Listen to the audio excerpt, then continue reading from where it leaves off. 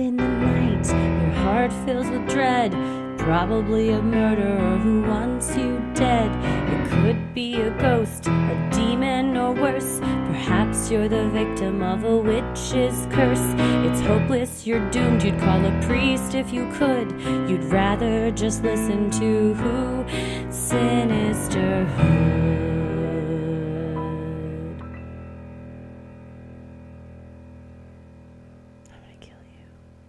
Hello and welcome to Freaky Friday. It's March the 10th.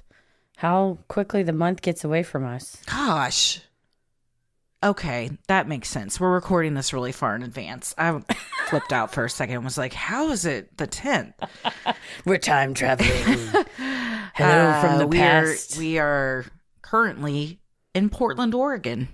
Yeah, by the time you hear this, by the time you get this message, we'll be in the woods of Oregon. Mm-hmm.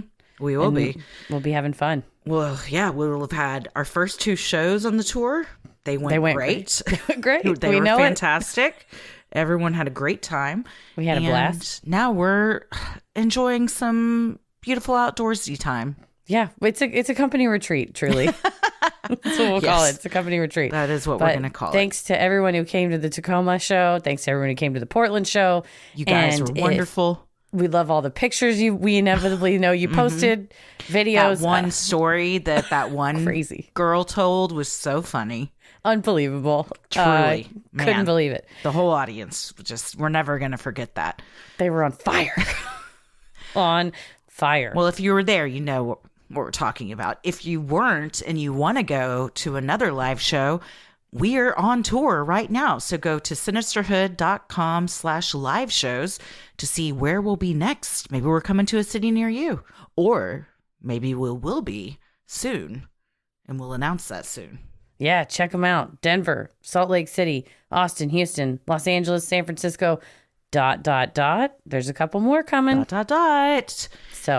So check it out. It's going to be a great time. It's already going great. It's just going to get better. And for now, we're going to get freaky. That's what we do on Fridays, isn't it? On Fridays, we get freaky. On Wednesdays, we wear pink. And on Fridays, we get freaky. Hell yeah. Well, I'm Christy. I'm Heather. And let's get freaky. This first one is just from C. The letter. Not the ocean. It's from a sea. Mediterranean? From Baltic? The sea. It is Ode to an Encounter. This is a totally true story that my husband and I apparently suppressed. Willfully? I don't know.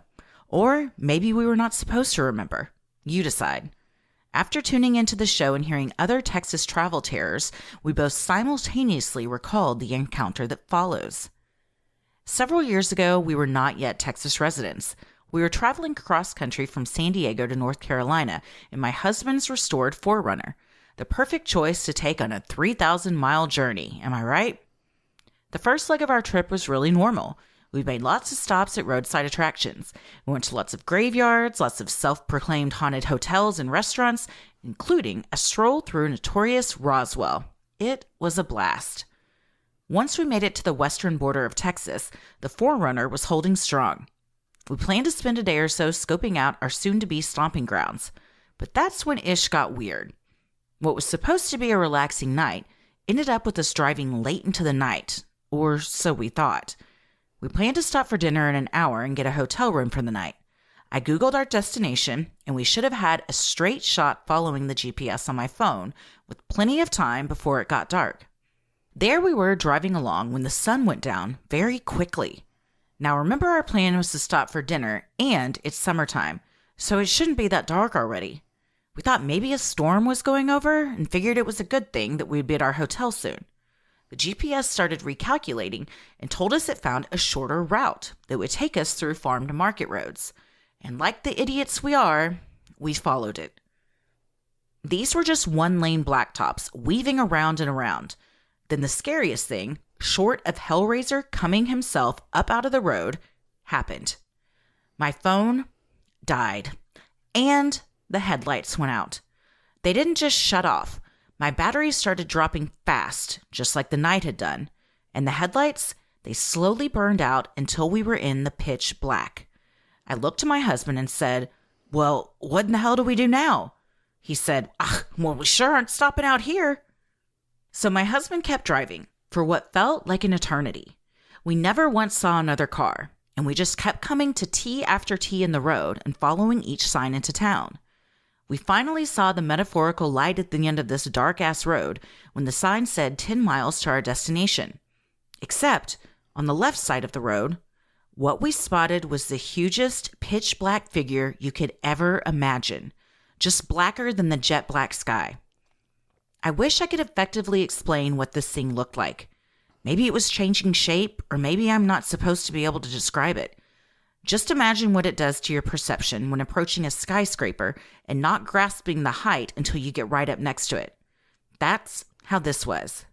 This creature, void, figure was in the road.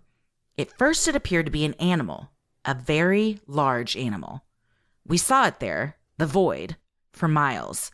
It was bigger than the Forerunner from 10 miles away. There was no way it was a bull or horse or any kind of deer, and it couldn't be any kind of machinery in the middle of the road. We just stared straight into it, waiting for it to move as we got closer, but it never did. We didn't have any headlights, but the void was so evident. It was significantly darker than the night sky. My heart started racing and I was terrified. My husband looked over at me without saying a word. I looked at him and put my hand over my mouth. He slowed down a good bit and we drove right beside, or maybe it was straight through, the void. I shut my eyes and held my breath. When I opened them, it was gone. The night sky was much brighter now, more like twilight, and in a few moments we saw the welcome sign for the town. My husband said nothing, but what was that? And all I could manage to say was, "You saw it?" We got to our destination and checked into the hotel. It was only, or already, 10 p.m. We didn't speak about the void again. The next morning, my husband went to the auto parts store to fix the headlights, only to find that absolutely nothing was wrong with them at all. We hurried the rest of our trip, making no more spooky stops, and had no more problems with the headlights.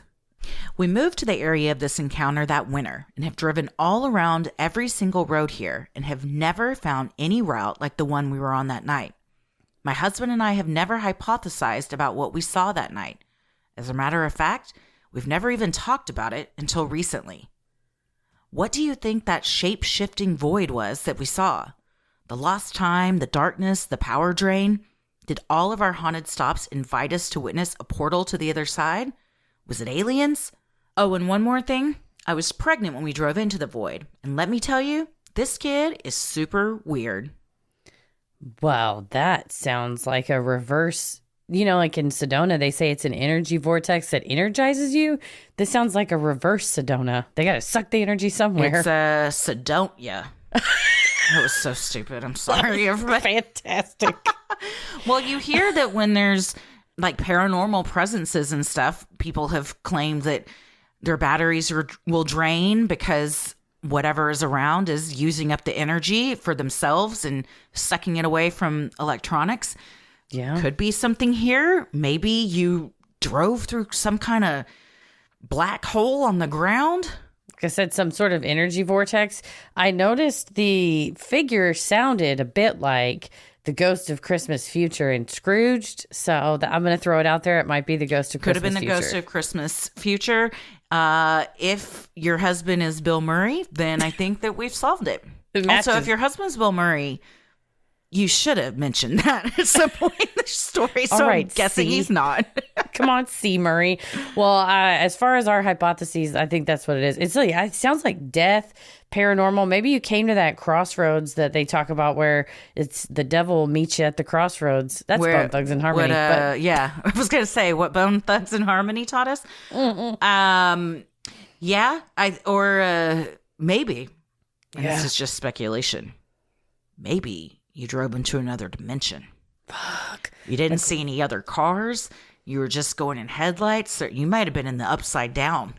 Yeah, it's like the outside back rooms. That's the upside down. Outside back room, upside down. Yeah, outside back rooms is the upside down from Stranger Things.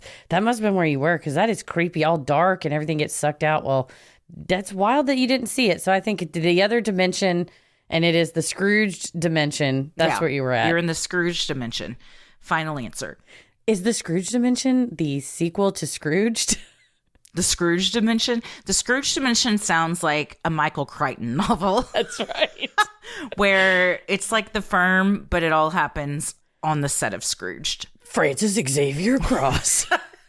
Had no idea. He was tapped by the government for a special mission. Well, anyhow. Thank you so much, C, and we're very glad that you made it out of that alive. This next one's from Hannah, and it is called Sunday Scariest. Hey, freaky friends. Thanks for rocking so hard. My awesome roomie recommended y'all to me when we moved in together back in November, and I've been subscribed and listening ever since. By the way, our house is round, built in the 70s on a lake in North Georgia. It's super quirky and can certainly be spooky at times. Our place sticks out like a sore thumb next to more than a few multi-million-dollar lake houses. And we've joked since day one of moving in that we will surely be eaten by our rich neighbors, who must be part of a cult.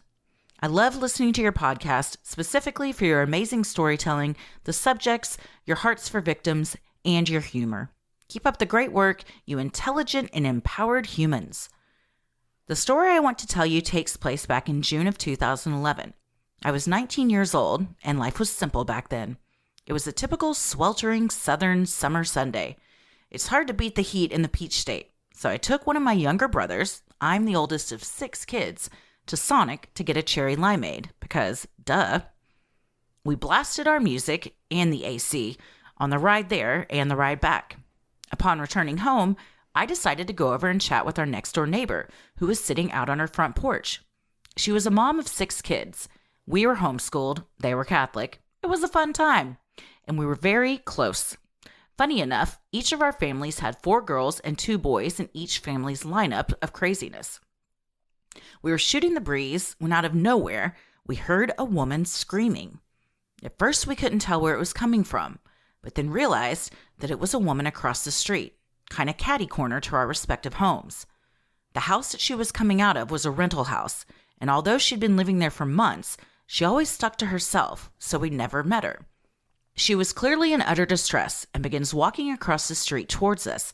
We realize quickly that she's bleeding, and we suppose that there must have been some sort of accident.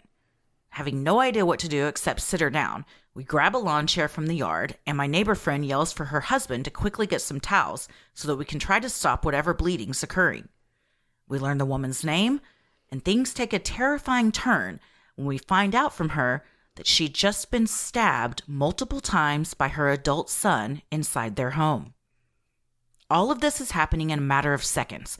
I grab my phone and call 911. While I'm on the phone with dispatch, explaining all that we know and what has happened, we all see the woman's adult son come out of the house across the street, holding a large, bloody kitchen knife. There was also blood all over his person.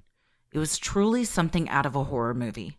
He stood there blankly for a moment, appeared to see the commotion as everyone was frantic, and actually went back inside their house. Thankfully, my dad was outside doing yard work at the time, and he ran over with a big pruning tool in his hands. It was good to have another person with us. I was told the police, EMS, and the fire department were all on their way, and to run as fast as I can to make sure that all of the neighbor kids, as well as my siblings, are inside, safe, and away from this crazy man. We had no way of knowing if his violence could extend towards any of us, especially after seeing what he'd done to his own mom. Amazingly, the woman was still conscious somehow, despite the location and severity of her wounds. Emergency personnel arrived on the scene in record time. Our neighborhood was fortunate to be very close to the city police and fire department.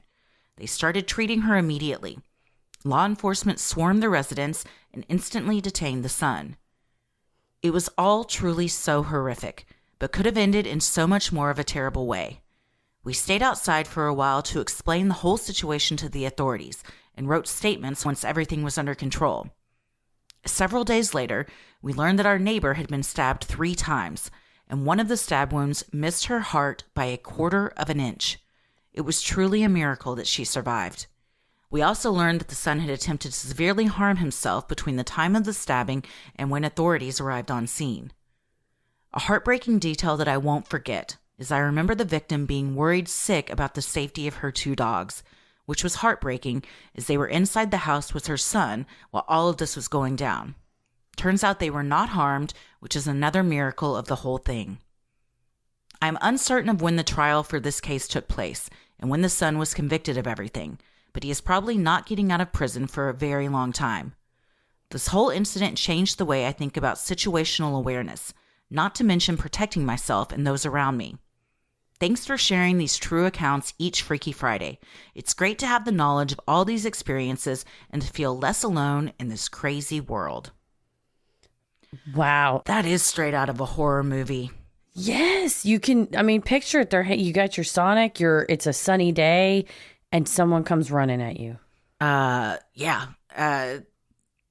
To think what was going on in the few moments before she ran out too. That's the kind of stuff that always sticks with me. But I'm a quarter of an inch. Couldn't have been much closer. So very, very lucky she survived that. I hope the son got the what sounds like much needed help that he needed too. Yeah, that's something that you're right. Being close to the city fire department and the police station, that is the difference. When you're stabbed that many times in that sensitive of an area, that's the response time is the difference between life and death. And having people on the scene, exactly like you said, Hannah, having people on the scene that are willing to jump in, and everybody saying, okay, you go watch the kids, go call 911, make sure this is how, have everybody take a position and work together as neighbors and just people that want to help. Yeah. Luckily he went back inside and that was the end of that. Yeah. Nobody else was hurt. Sinisterhood will be right back. With HelloFresh, you get fresh, pre-portioned ingredients and seasonal recipes delivered right to your doorstep. You can skip trips to the grocery store and count on HelloFresh to make home cooking easy, fun, and affordable. Make mealtime easy with delicious recipes made with fresh, wholesome ingredients delivered to your door. No lines, no hassles, just great tasting meals you can whip up and enjoy in the comfort of home. HelloFresh has 40 weekly recipes to choose from for all your meal occasions, lifestyles, and preferences. You can take your pick from delicious meals like soy glazed salmon with rice or mushroom and chive risotto. Yes, please. Delicious dinners are a cinch with HelloFresh's chef-crafted seasonal recipes that come with ingredients already pre-portioned. So all you have to do is cook and enjoy. I've always said I could be the best cook if everything was just laid out for me like they do on a cooking show. It's given you what you need to do to win Chopped, but in your own home, and you're not getting chopped, you're doing the chopping. I'm doing the chopping. You win every time because you get a delicious meal and you don't have to wait in line at the grocery store. Go to HelloFresh.com/creepy60 and use code creepy60 for 60% off plus free shipping. That's HelloFresh.com/creepy60 and use code creepy60 for 60% off plus free shipping. HelloFresh, America's #1 meal kit. Well, this next one is from Matilda, and the subject is psychic powers and my past life. Hi, ladies. I've been a huge fan of the podcast since the early days, and I love your balance of respect on the harder stories and comedy when you're sharing lighter stories. As the title suggests, I want to tell you about experiences I have had throughout my life involving seeing the future and feelings of a past life. So, as you always say, let's get into it. Starting at a very young age, I have intense memories of experiencing deja vu, but not just the feeling of having experienced something before. It's a feeling of the repetition of the moment at hand and also being able to know what is coming next. I know what someone is going to say. I know the next motion that's going to happen. I can see how a conversation is going to play out, all in a moment in my mind. It happens randomly and I can't control why or when. When I was in high school, it happened quite a bit, but I had never told anyone about it. One day my sophomore year, I was in English class with one of my closest friends. The bell rang, and the students were settling into their seats, but our teacher, Mr. M, wasn't in the room yet. My friend was turned in her seat talking to me, and suddenly, I knew what was going to happen next. I told her, Mr. M is about to walk in that door and talk about cinnamon muffins, but he isn't going to be able to say the word cinnamon. She looked at me like I'd lost it. Seconds later, Mr. M stepped through the door to the classroom and announced, Sorry I'm late. I was grabbing a cinnamon muffin from Ms. P. He paused and then followed up with, Did I just say cinnamon? Obviously, I mean cinnamon. The class laughed at his inability to pronounce the word, even in his correction, as my friend turned in her seat to look at me. I smiled with something like pride that I'd been right, but she had paled. She asked, How did you know that? But then immediately added, No, I don't want to know. Never do that to me again. That was 20 years ago, and only one of the many, many times that it's happened to me. But I took her reaction to heart and have never mentioned it to anyone again. The situations were usually like the ones I described, mundane, ordinary things that were going to happen in the immediate future. Sadly, I have never predicted lottery numbers, Super Bowl winners, or anything else profitable or useful. As I got older, it happened less and less frequently, and now it happens rarely, probably less than once a year. Now to pivot to something I do still experience, and that is a strong feeling that I have had a past life, and I think it may have been a hard one. It started in my early 20s when I would crave cigarettes. Except, I'm not a smoker. Never have been. In fact, I was born with horrible asthma, and I still have shitty lungs. Quite often, though, I just think about taking long, slow drags on a cigarette, especially while driving. When I'm driving through rougher neighborhoods past boarded-up houses, it feels, for lack of a better word, nostalgic. I think of climbing through loose boards and the dim interiors like it's a memory, except I've never experienced it. In college in the city, I saw a woman who was clearly struggling with substance abuse leaning on a friend for support, and my thought was, I've been there, that's me. Except I haven't. I've never taken any drugs, not even MCs, and with the exception of a couple nights in college, the extent of my drinking is pretty much a single beer with a friend or a champagne toast at a wedding. But when I encounter people struggling with substance abuse, especially when I see two women together, my first automatic thought is always, that's me. I'd chalk it up to an overactive imagination, but frankly, I'm not that creative. In just about every other aspect of my life, I'm a down-to-earth, full-fledged realist. I just can't get past these memories of a life I haven't lived, at least one that I am not currently living. Every so often I think about trying to tap into these areas or exploring them in some way, but I can't figure out how to go about it and how I would manage talking about it to people in my life. Between growing up religious and a career in the hard sciences, there isn't much room for exploring psychic powers or past lives. I wouldn't even know where to start. I've toyed with the idea of meeting with a medium of some type, but I'm worried about being scammed. I obviously believe in the possibility of people having connections beyond our physical world, but I also know there are people who just learn to read facial expressions and take advantage of vulnerability. How do you tell the difference? I'd love to hear what you ladies think. Thanks, and keep it creepy. Wow, the cinnamon muffin? That is very specific. So specific. I mean, at the exact moment, too. And, I mean, that's the kind of stuff back in the day they burn you for. So, well, luckily, that didn't happen. You did scare the shit out of your friend. yeah. You know, and you're nicer than me because I would have just used this as an opportunity to do it more and more.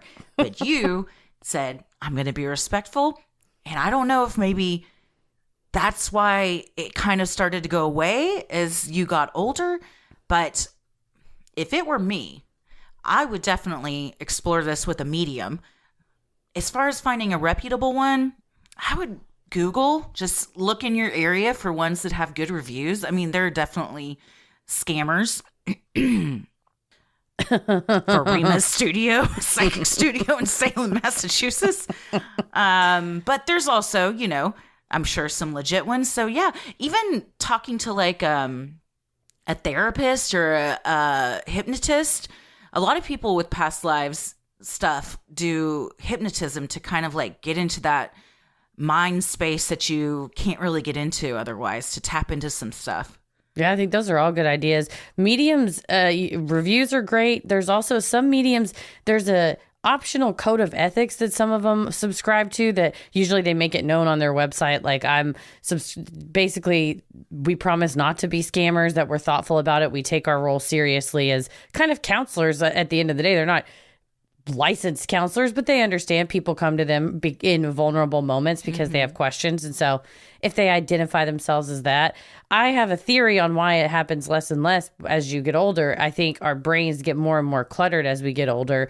And one of the things that sitting zazen and meditation is supposed to do is to help you sort of wipe your slate clean, knowing the next day it's going to get dirty again and just going, that's what we do with our brains. We wipe them clean with meditation, then they get dirty again. We wipe them clean and they get dirty. But if you let it pile up over, I don't know, how old am I, 36 years or however long I did, I think you lose touch with certain parts of your brain that consistent meditation can bring back, and coupling that with medium therapy, journaling about it, just letting your hand write and be like, start with the word I remember and just see if it's stuff you remember from your childhood, more incidents that you remember. And cigarettes, smelling cigarettes, I'm not saying go smoke one, but if you smell it and then meditate and think on it, what does it bring up?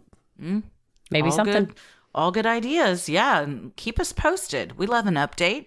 So if anything comes of that, please, Matilda, let us know. Oh, yeah. And we walked up on one at the psychic fair a long time ago. And I think that was the one that was like, what do you think your past life was? And I was like, I think I was a mud person. And she was like, okay, well, that one, not a great one. That was not the best one that I've seen. I'm still on her email list. Well, good luck. Sinisterhood will be right back. Well, this next one is from Rachel, and the subject line is, my antidepressant caused hypnagogic hallucinations, and my mother-in-law jumped into a car full of teenage boys. Hi, ladies, you're awesome, and I look forward to Wednesdays and Fridays, as well as the Patreon episodes. Thank you for bringing to light the stories that you do in a respectful way, while still making it enjoyable to listen to. I've been meaning to write in since your episode about the Hat Man, and finally made time. So, let's get freaky. In early 2017, I finally came to the conclusion that I have bipolar. My husband is an angel and put up with so much for me until finally he couldn't. He told me that I need to get some help and held my hand through it all. You know the saying, you can lead a horse to water, but you can't make him drink? Well, he led me to water and I knew I needed to drink. My doctor put me on an antidepressant and a mood stabilizer. After a few days of taking the medication, I started having, what I didn't know at the time, were hypnagogic hallucinations. I would be in that in-between state of grogginess and actual sleep when I would realize that there was a black shadow figure of a tall man in the corner of our bedroom. I knew he wasn't real, but I couldn't bring myself out of that state. I also couldn't move or talk. I would make whimpering sounds because I truly thought this shadow man was going to come and get me and drag me back to whatever hell he came from. The figure I saw looked more like Slender Man rather than a Hat Man. Tall with no face, just black, and he had talons that would reach for me. The talons felt like they were so close that they would pull me right out of bed. He also reminded me of Mr. Scratch from an episode of Criminal Minds. If you haven't watched that episode, do. It was a wild one. The first couple nights, I was able to work through it, but it kept getting worse. My husband would hear me whimpering and would literally have to shake me and yell, Rachel, Rachel, wake up.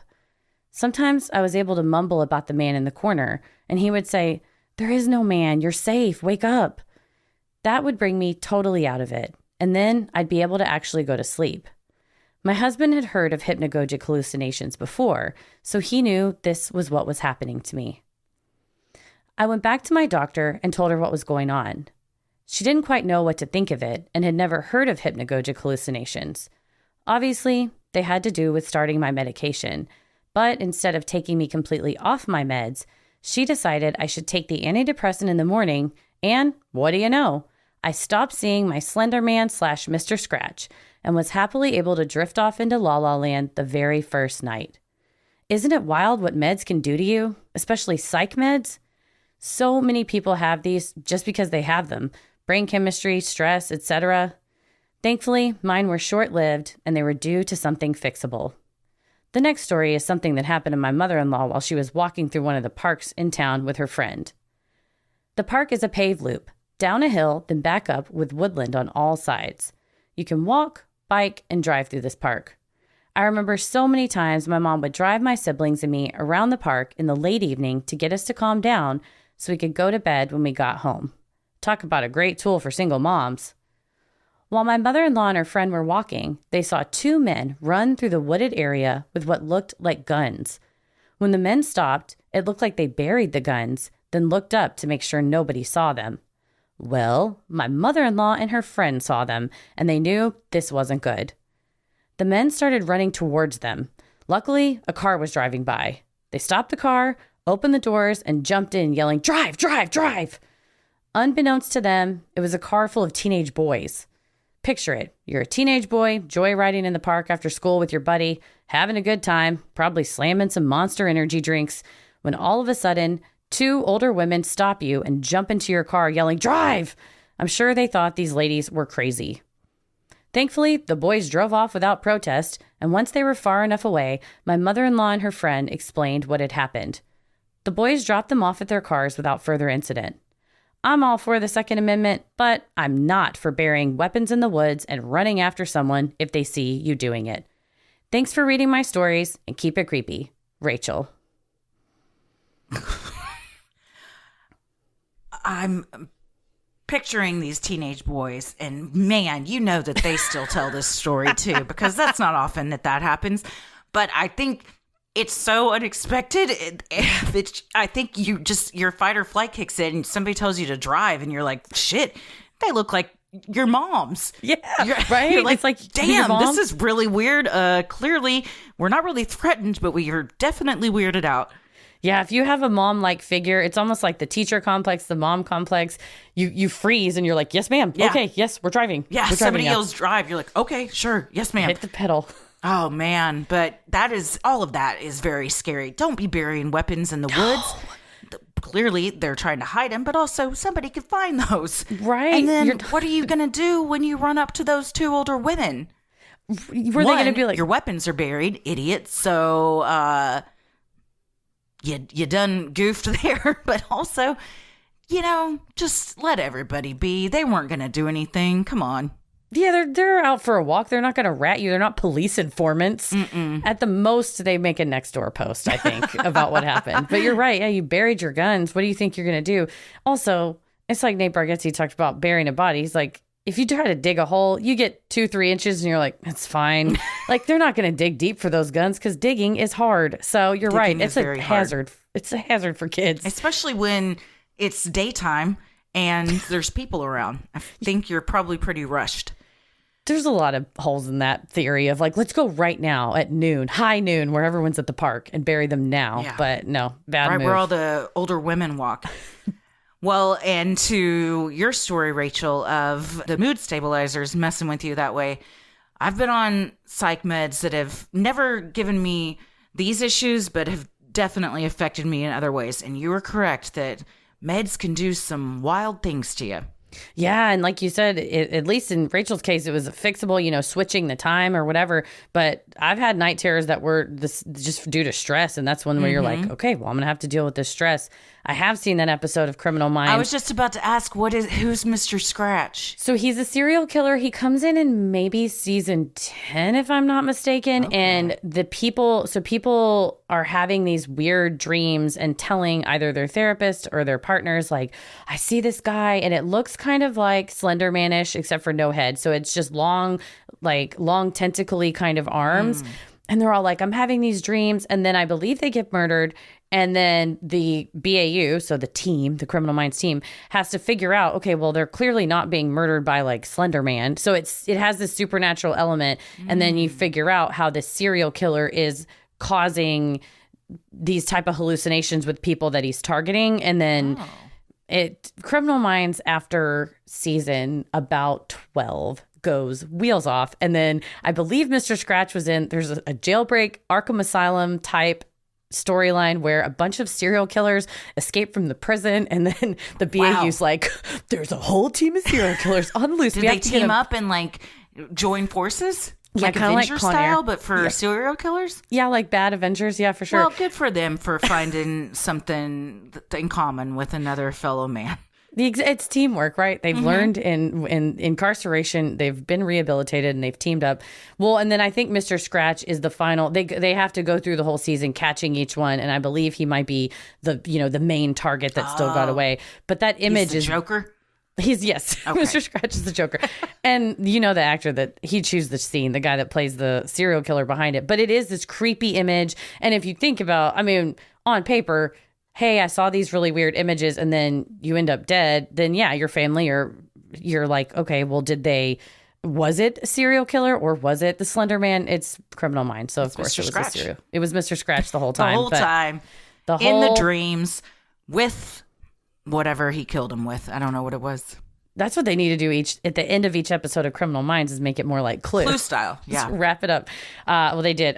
What's his name? Spencer, the guy that played Matthew Gray Gubler, the one that played Dr. Spencer Reed. He was always a bit like Charlie on It's Always Sunny because he would always be putting pins on the maps. So he would Well, give there's a you lot of killers to keep up with. You got to. especially when they're all getting loose. Well, thank you very much, Rachel, for sending that in. Sinisterhood will be right back. This next story is from Heather, but not me, Heather. And the subject line is inspired by last week's Freaky Friday Boston Marathon bombing story. Hi, ladies. Love you both. Love the show and hope you come to Boston on your live tour. Anyways, let's get freaky.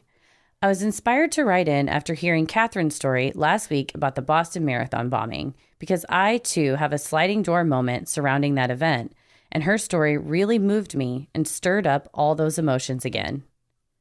My group of friends and I had a tradition for years where we went to the Marathon Monday Red Sox game, and then we would head down to the finish line to watch some of the marathon and cheer on the runners as they finished the race. This particular year, a majority of our friends could not make it to the game, so one friend and myself had made a plan to just head to Fenway morning of, scalp some tickets, should I be admitting to that, and keep our tradition alive. That morning, however, on our way to the train station for reasons I don't remember, we ultimately decided not to go to the game and to just go get breakfast instead and call it a day. Cut to a few hours later. My mom calls. Honey, oh my God, are you okay? Are you somewhere safe? Me, totally confused. Yeah, why? What's going on? My mom, are you in Boston? Where are you? Me, now properly freaked out. No, I'm home. We ended up not going to the game. Why? What's going on? My mom, oh, thank God. I was so worried. Then she starts crying. There was a bombing at the finish line of the marathon, and I know you always head down there after the game. My blood went cold as I put on the news. I couldn't believe what I was seeing and instantly burst into tears. I'm crying as I write this now, just thinking about it. We could have been right there. We could have seen horrors that would have taken a lifetime to cope with. We could have been seriously injured or killed. I don't believe in God, but someone was 100% watching out for us that day. I'll never forget the week that followed, the manhunt that ensued, the lockdown of the city, seeing busy Boston streets completely deserted, that bastard being captured, and learning all the people I knew that were directly affected by this tragedy. From my boyfriend's sister, who was an ER trauma nurse at Boston Medical Center and was on shift as victims started pouring in, to a friend who was running her first ever marathon that day and had crossed the finish line just 2 minutes before the bomb went off, to a coworker who was best friends with the mother of the 8-year-old victim, Martin Richard, and had known him since he was a baby. I'll never forget hugging her as she cried. Just all around, utterly senseless fucking tragedy. I really want to enforce your point you made last week of the ripple effect that a terrorist act has on everyone in so many different ways. And even if this doesn't make it onto the show, I truly appreciate the time you took to read this and hear my words. Again, I love y'all. Keep it creepy, friends. Well, we are certainly glad, Heather, that you and your friend were not down there. Does sound like somebody was looking out for you. The universe was just steering you in a different direction that day. But it's very unsettling and scary to play the what if game. And as my therapist says, like, you can play it for a bit, but you can't live there, because that's when you really start to get into a dark place you don't want to stay in. So you're right. It affects people in all sorts of ways for years and years after, people that you wouldn't even think, but it does. And so thank you for sharing your story with us. Yeah, definitely. And thank you for sharing the stories of all the people you're related to that were impacted, because we forget that it's not just, okay, there's people on the scene. Those victims go somewhere. They go to a hospital where they're treated by nurses, where they're treated by doctors and med techs and everybody taking care of them. And the carnage that they're going to continue to see. And then they're going to go to physical therapy. So they're going to have physical therapists and people in the rehab center helping them out and they're affected by their story. And man, it's a ripple effect. Like you said. Yeah. Yeah. And the image of Boston, which is such a bustling city, how devastated it can be afterwards. And everybody was on edge during the manhunt, which I don't think we talked about in the last story, but that was a terrifying time because this person was willing to so blatantly, so boldly attack a storied institution with so many people around. And now they're on the loose. Like, it was scary. It's terrifying. And then Reddit descended and they started naming the wrong people. Wasn't the guy found in a boat? Yeah, I believe in somebody's backyard, like hiding out under a tarp in a boat? Yeah, it was like they had the boat cover on it for sure. Yeah. And that's terrifying too. Then it's this family that's like, our home has now been invaded and the houses they had crawled through. So it's this insidious nature. But thank you for sharing your words, because I was watching, if you've ever watched Explained on Netflix, it's not a new show, but I catch a couple episodes, and we were just watching it, and they had psychologists talking about, the episode was on apologies explained, but a pertinent part of it was at the end of the apology, kind of coming together with the other person and writing a new narrative of what happened and what we're going to do going forward. And the psychologist said, truly, there is power. And we've been saying this just because it makes, we found it personally. There's power in storytelling. But this psychologist said, no, it's proven that in the wake of something horrible happening, grappling with it via putting it into a narrative and making it into a story truly can help heal. So thank you for doing this for yourself, but also for sharing it for anybody else that could have for sure. I mean, you were inspired by another person's story, and I'm sure someone will be inspired by yours. So thank you so much. Well, thank you. Thank you. Sinisterhood will be right back. Well, this next one is from Jenna, and the subject line is Campfire Stories, the old murderer on the loose joke. Hey girls, I had almost completely locked away this memory because it honestly was probably the most terrifying moment of my life. It felt like a scary movie, but in real life. In 2014, during my college years, I worked at a Christian summer camp. And like any good summer camp, it was located in the middle of nowhere, surrounded by 300 acres of woods. Throughout the week, campers would work toward winning the coveted midnight pizza party on Thursday, the last night of the camp week. Early Thursday evening began as normal. After the last evening service of the week, we had free time for all the campers before the winning team was announced. Then there was an urgent message for all the staff to gather. It was in that meeting we learned there had been a drug deal gone south and the individuals were shot and killed. 2 or 3 suspected shooters were on the run.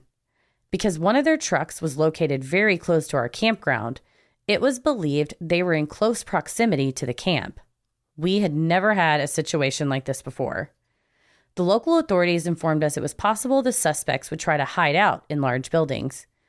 Because of this, our leaders put together a quick thinking plan to gather the campers together in a calm manner while 6 staff members went and cleared the cabins. We then had plans to safely escort campers back to their cabins. I was selected to go with 2 other staff members to clear out our girls' cabins. I asked one guy to walk in front of me and the other to walk behind me. I've seen enough scary movies to know that's the safest place to be, besides not being selected to check the cabins. The fear looking under beds and in closets and shower stalls was real. Ugh, it still gives me the chills. Once the cabins were all cleared, the staff returned back to the main meeting area with all the campers. Up until this point, campers were still unaware of the situation and were blissfully playing minute-to-win-it type of games, waiting to find out which team was the winner. Once given the all clear, our director gave them some grim news. One youth leader laughed out loud and said, "Ha ha, good one, the old murderers on the loose joke." The room fell completely silent when the director told the 400 campers that this was in fact no joke. We then safely escorted them back to their cabins in an organized manner.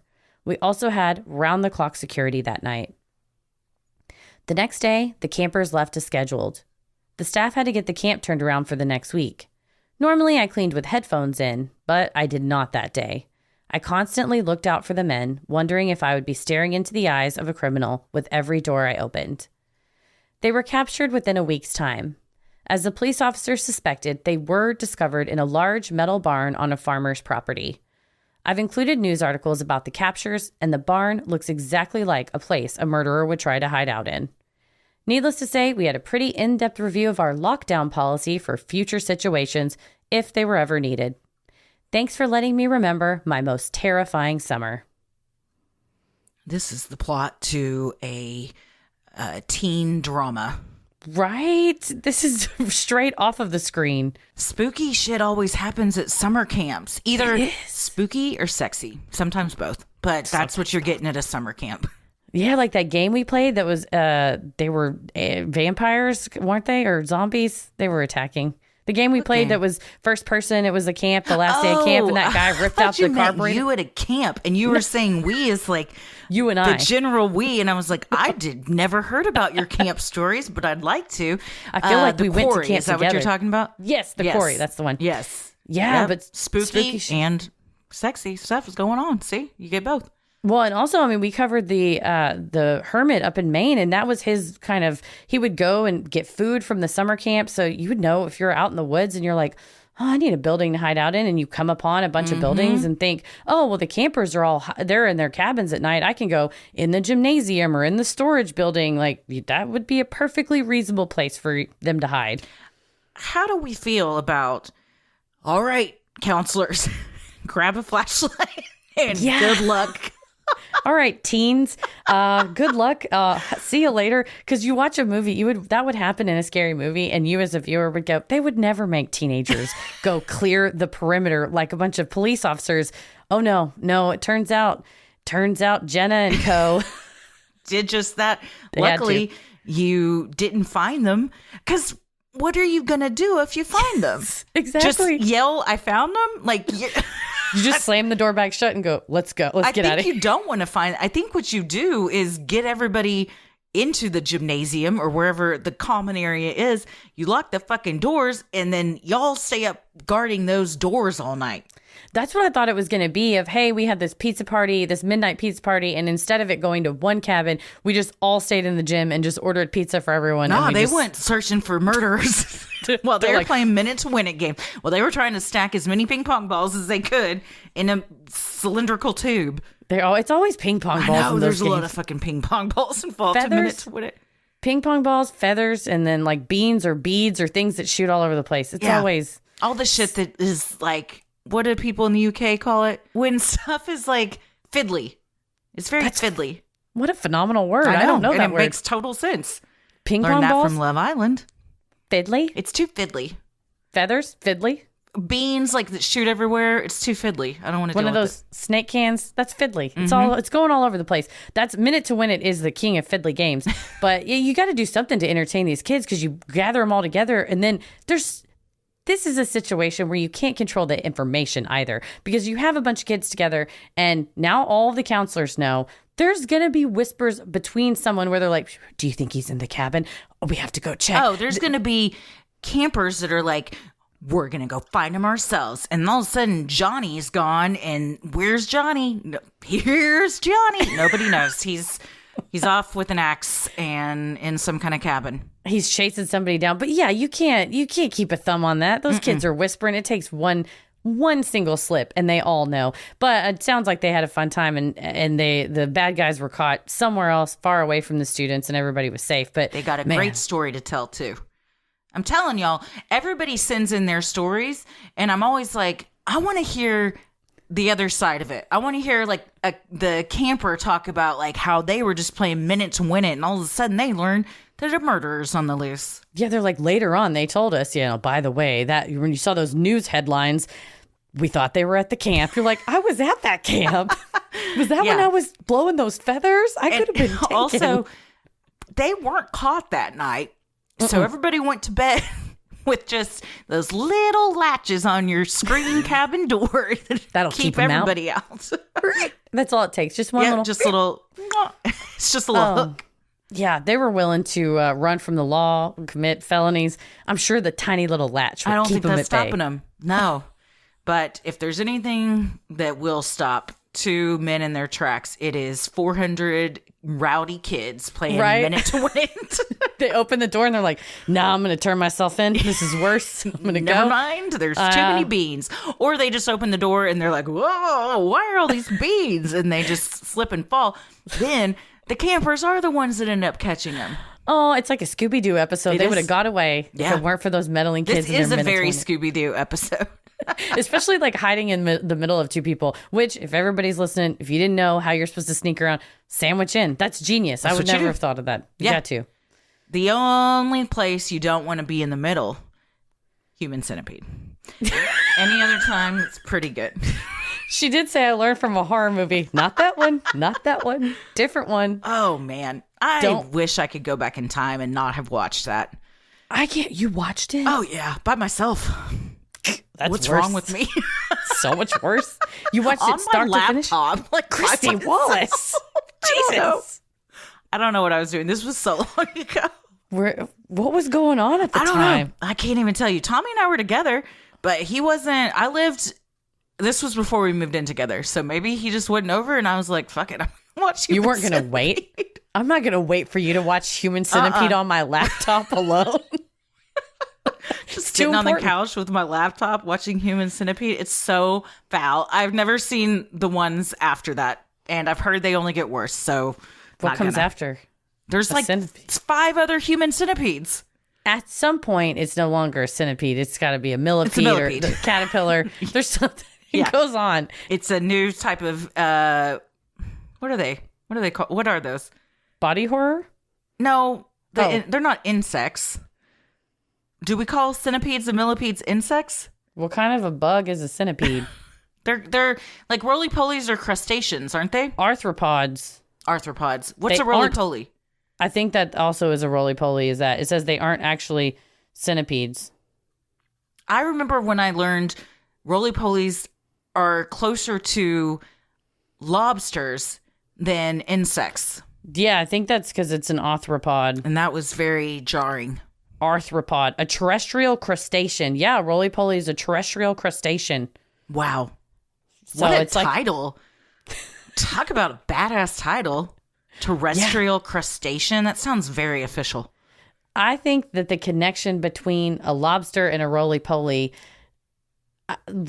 has to leverage that to better its brand. Because right now it's just some bug and everyone's like, kid, put that down. No, it's not. I love roly-polies. But it's not a lobster. You're not like, it's lobster. I'll tell you what. Lobsters rebranded themselves because they used to be considered cockroaches of the sea and were fed to prisoners because they were so plentiful in the sea and stuff where prisons would be. But then one day somebody said, we're rebranding the lobster.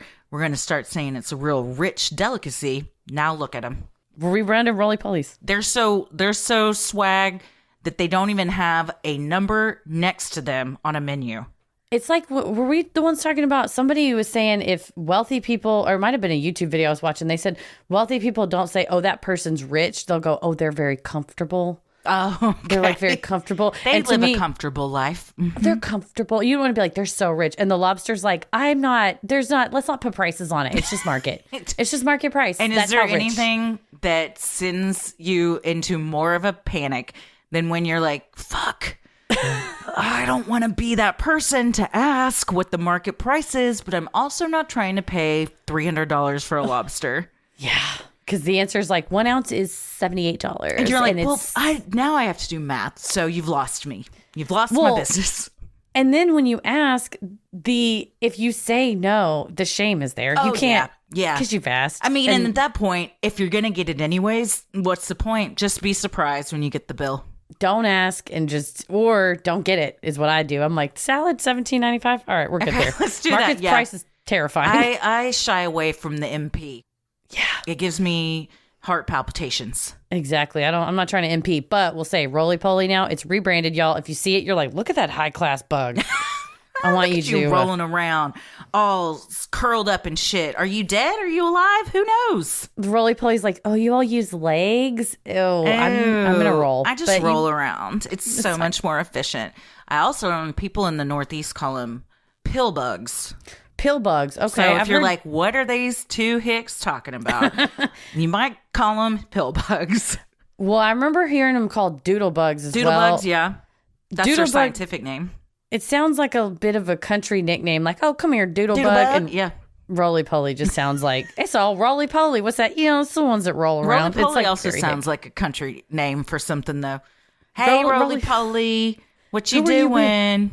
Who were you with earlier? Roly-poly and doodle bugs? I told you not to hang out with them.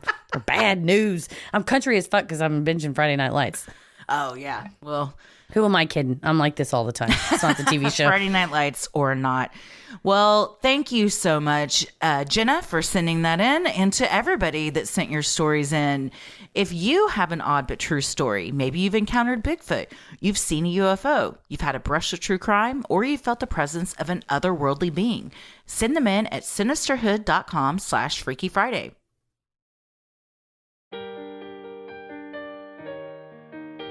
We love providing Sinisterhood to you at no cost, so if you like what you hear, consider supporting the show by donating to our Patreon.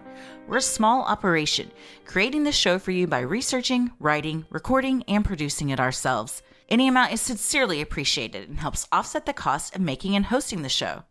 As a thank you, you'll also get some sweet perks like ad-free episodes, a Sinisterhood sticker, membership to our exclusive Patreon Facebook group for those in the Rolling the Airwaves and Getting Into It tier, a special shout out on the show, a monthly bonus minisode, and patron-exclusive audio and video content, including Am I the Asshole, Relationship Advice, Judge Christie, Dear Sinister, True Crime Headlines, and more. And patrons in the Getting Into It tier are also able to vote on a bonus content segment each month they would like to see live streamed. We just dropped a bonus content this week of unpopular opinions, and man, there were some good ones. There were. If you want a new way to make a PB&J sandwich, just jump on over to Patreon. We'd never in our lives heard of someone making it this way, but it makes sense. I forgot to tell you, I told Paris about that and he went, what? And then he stopped and he went, honestly, I could see it. Yeah, no, I think it's ingenious. And people in the Facebook Patreon group have already tried it and said, you're right. It's the way to do it. Sometimes unpopular should be popular. You also have the fun perk of access to our Discord server, where you can connect with other fans in real time and discuss the latest in true crime, share personal ghost stories, or just post adorable pictures of your pets. We hop on occasionally, and we host monthly Q&As on Crowdcast, where you can ask us all your burning questions. This month's Q&A is when, Heather? It is on March 29th at 8 p.m. Central, and our bonus content live stream is on March 31st at 2 p.m. Central. Nice. For patrons not in the U.S., you also have the option to pay in pounds or euros, saving you the cost of the conversion fee. Annual memberships for all tiers are also now available. Those that select this option will be rewarded with a free month of membership. For more details on all of this and specific member tiers, visit sinisterhood.com and click Patreon on the top banner. So many of you have been tagging us in pictures of you sporting your sweet Sinisterhood merch. Keep those pictures coming. And if you want to get some cool Sinisterhood swag, like t-shirts, mugs, totes, and even clothes for your kiddos, visit sinisterhood.com and click on shop on the top banner. The best thing you can do to help us grow is like, review, and follow on Apple Podcasts, Spotify, or wherever you listen to your podcast. And please tell a friend who you think would like us to check us out. You can also share any episode by clicking the three dots in the top right corner and share topic-based playlists from Spotify by visiting sinisterhood.com/playlist. All of this means so much to us and really helps podcasts like us get more exposure. You can follow us on Instagram and Twitter at SinisterhoodPod and like us on Facebook at Sinisterhood. We're also on YouTube and TikTok at Sinisterhood Podcast. Christy, where are you at? Well, I'm on Cameo with you. You go to cameo.com/Sinisterhood. We couldn't make it easier. We also have it linked in our Instagram bio if you follow us on Instagram. And thank you to everyone who's asked for a cameo so far. We love doing them, and we love the lovely responses we get back as well. It's super fun. And you can also find me on Instagram at Christy M. Wallace and never on Twitter and TikTok at Christy or GTFO. But go ahead and go follow because maybe one day I'll post something. You'll come back. I am on Twitter at MCK versus the world, and I'm on Instagram and TikTok at Heather versus the world. As always, the devil rules the airwaves. Keep it creepy.